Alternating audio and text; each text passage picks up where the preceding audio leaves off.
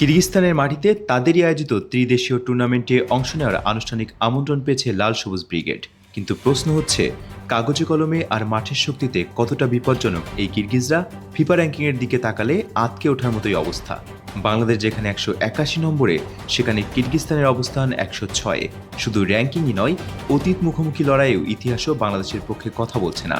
2021 সালের 4-1 গোলের বড় হারের পাশাপাশি 2018 বিশ্বকাপ বাছাইয়ে ঘরের মাঠে 3 গোল এবং তাদের মাটিতে 2 গোল হজম করতে হয়েছিল বাংলাদেশকে। কিরগিজ ফুটবলারদের মূল শক্তি হলো তাদের ইউরোপীয় স্টাইলের ফাস্ট অ্যান্ড ফিজিক্যাল ফুটবল। উচ্চতা, দম এবং রাশিয়ান লিগগুলোতে খেলার অভিজ্ঞতা তাদের দক্ষিণ এশিয়ার যে কোনো দলের চেয়ে বহুগুণ এগিয়ে রাখে। তবে মুদ্রার অন্য পিঠও রয়েছে।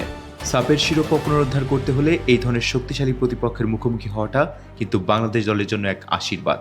কারণ কিরগিজদের মতো বড় দলের বিরুদ্ধে ভুলগুলো শুধরে নিতে পারলেই সাপে ধরা দেবে আসল সাফল্য। পুরনো পরিসংখ্যানের ভয় উড়িয়ে কিরগিজস্তানের দুর্গ ভেঙে কি নতুন কোনো ইতিহাস লিখতে পারবে লাল সবুজরা, নাকি ইতিহাসেরই পুনরাবৃত্তি ঘটবে?